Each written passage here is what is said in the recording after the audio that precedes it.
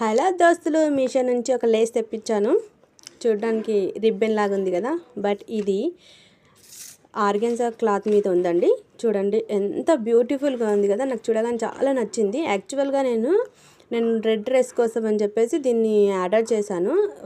దాని మ్యాచింగ్ కోసం అని చెప్పేసి చాలా వెతికాను, కానీ దొరకలేదు. చివరికి ఇది తెప్పించాను. చూసారా, ఈ డ్రెస్ కోసం అని చెప్పేసి కాటన్ అది. దీనికి సూట్ అవుతుందో లేదో మీరే చెప్పాలి. కింద అది ప్యాంటు కనిపించేది, పైన టాప్.